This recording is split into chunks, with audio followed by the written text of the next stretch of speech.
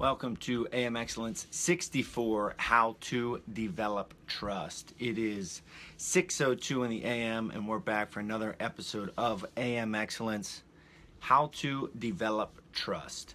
That's going to be the theme of the video today, is this idea of trust and how you build it within a team especially. But let's get started in a little bit of a different direction, then I'll wrap it around to that theme. The book we are reading is Above the Line, Lessons in Leadership and Life from a Championship Season by Urban Meyer. So I'm going to start off with this simple, to the point. When you walk away from this video, remember this. He says, as a coach, he's speaking to his players, anyone in his life really, he says, if you screw up, I don't want your explanation and I don't want drama. I want your ownership.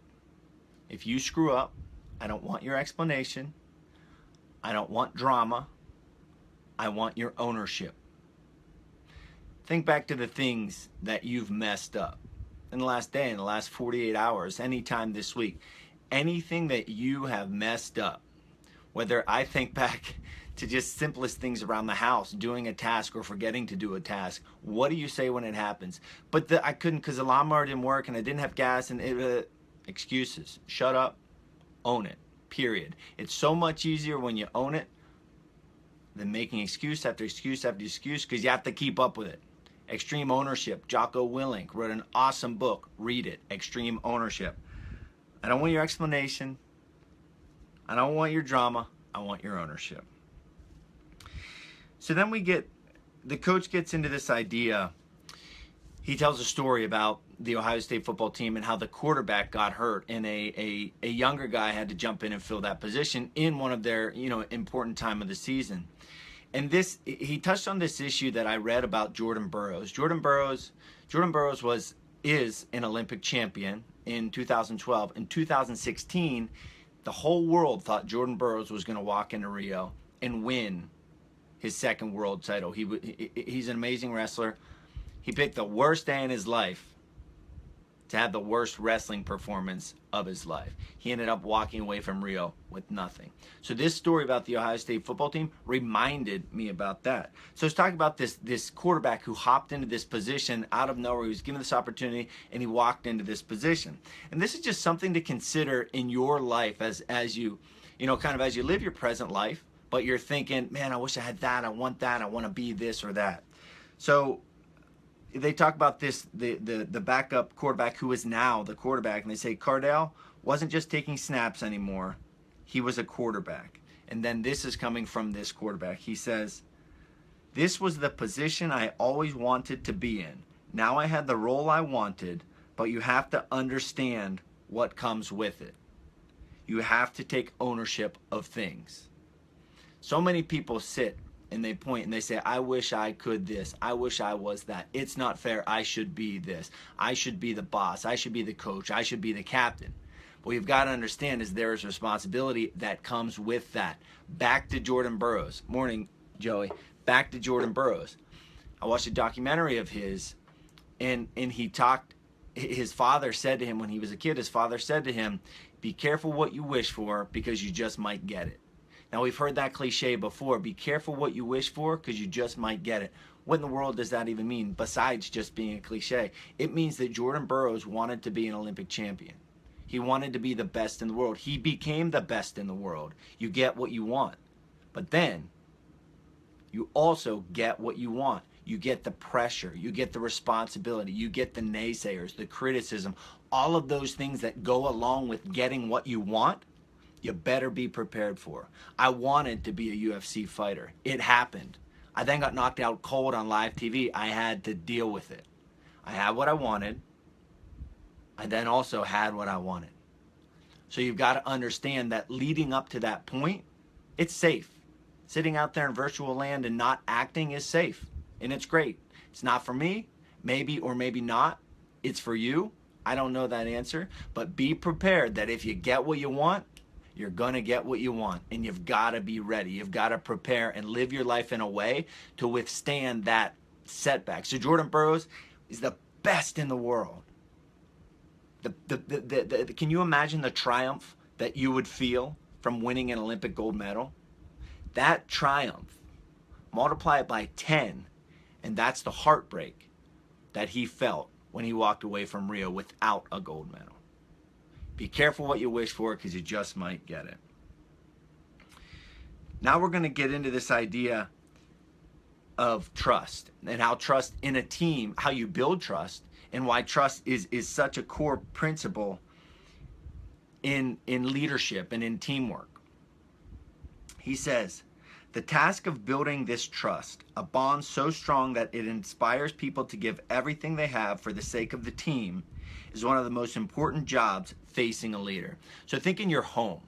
And if you don't have a family, think of your job. And if you don't have a job, think of your friends. If you don't have friends, email me and I'll be your friend. But from a serious standpoint, building that trust. And he goes on to talk about, and I'll get into it more specifically with his examples, but he talks about this idea of trust and developing trust. And the way that you develop this trust is working towards a common goal, towards a common purpose. So in your home, in your workplace, what is that common purpose? And if you're lacking trust, if you're lacking motivation, the key step, take a few steps back and identify that purpose. What is it? He goes on to say, what motivates a player to give maximum effort and play with selfless commitment to the team? I believe that solving the mystery lies in something called small unit cohesion. The military has the same challenge we do, except they call it combat motivation.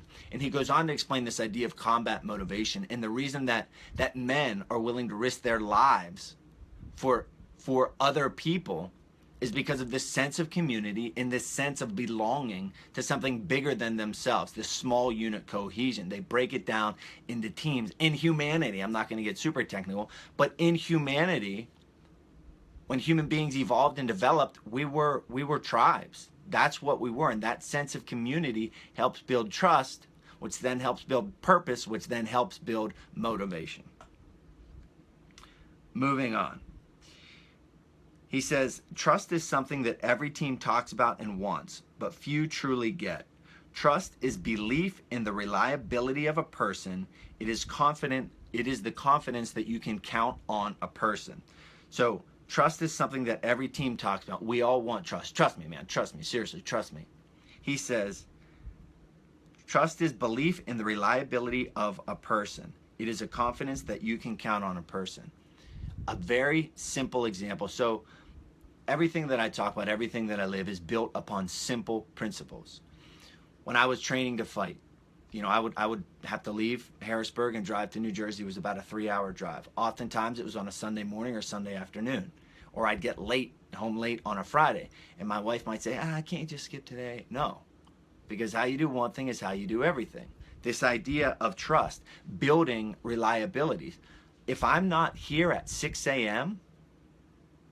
to do these videos, I view that as a giant problem.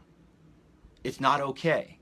And this is a video online, a virtual video that I could post later and no one would really, there's no catastrophic things that are going to happen. But I believe how you do one thing is how you do anything. If you want to believe what I'm saying in these videos, then I better be here at 6 a.m. because if you start to see me get here at 6:05, 6:70, 6:10, if you can't trust that I'm going to be here at 6 a.m., how are you going to trust the other words that are coming out of my mouth? So as you go through your day, understand if you're trying to build trust and you're trying to build credibility, it starts at the very most basic, simple place.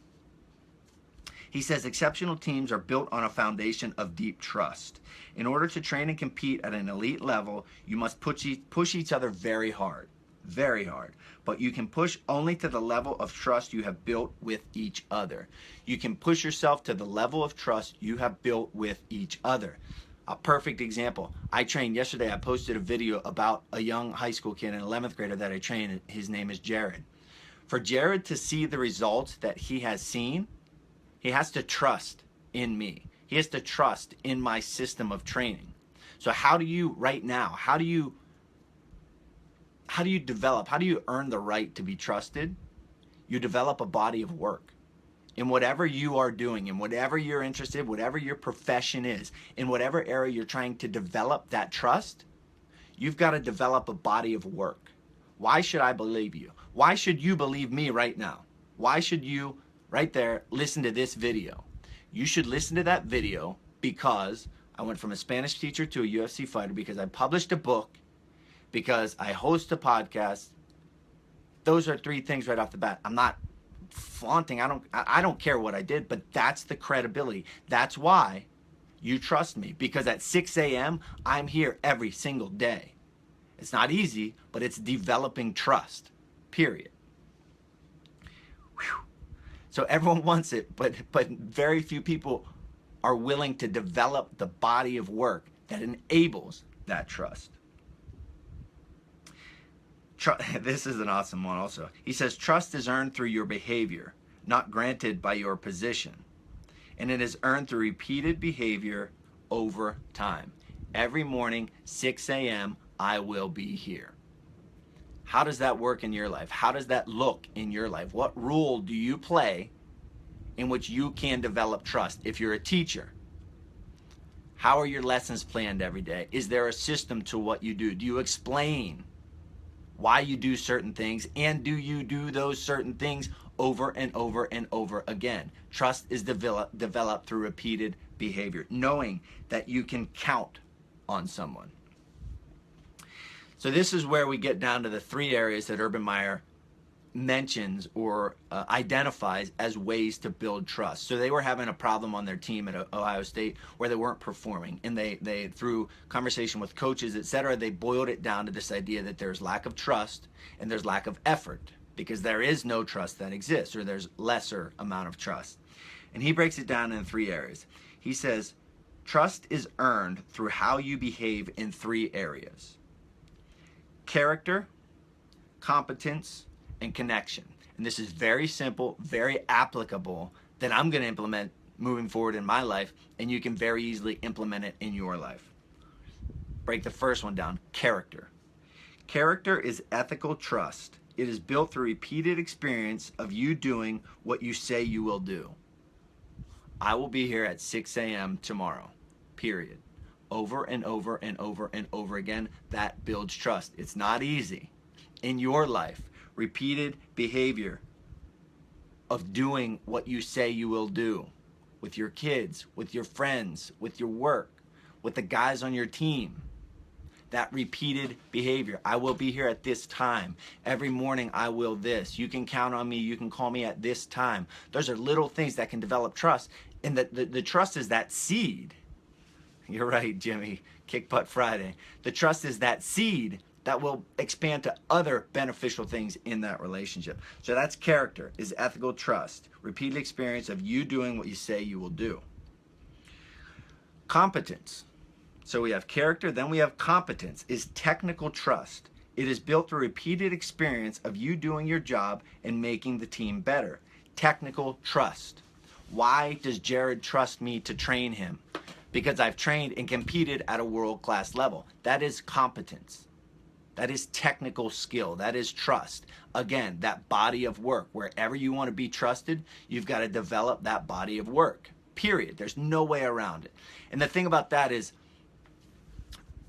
you might win, you might trick people for a while, but at the end of the day, the cream always rises to the top. The oil and the water separate.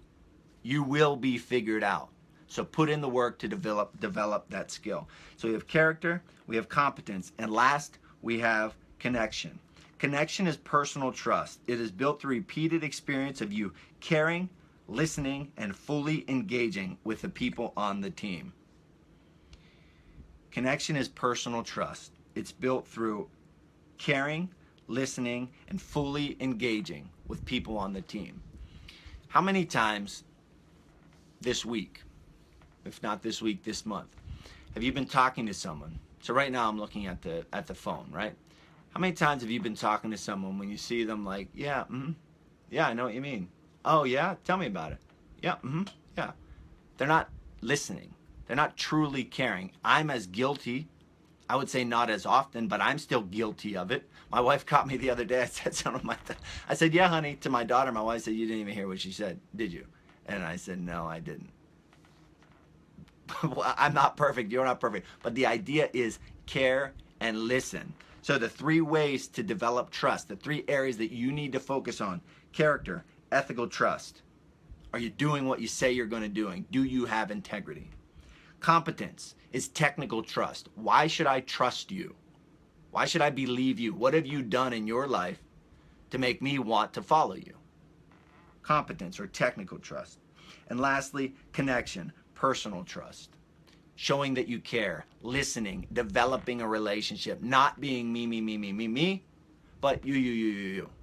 There's a great book that is called How to Win Friends and Influence People, where it's an amazing book. If you would read one book, I would say read How to Win Friends and Influence People. Such an amazing book that talks about developing relationships, how to interact with people, to make it a win-win on both sides.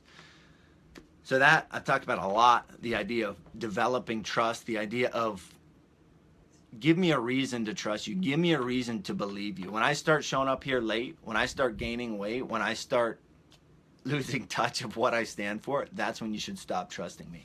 And it's the same in your own life. So thank you guys for listening to AM Excellence 64, How to Develop Trust. I appreciate every listen, every share, every comment. I'm in this for the long haul. I hope you're in it for the long haul.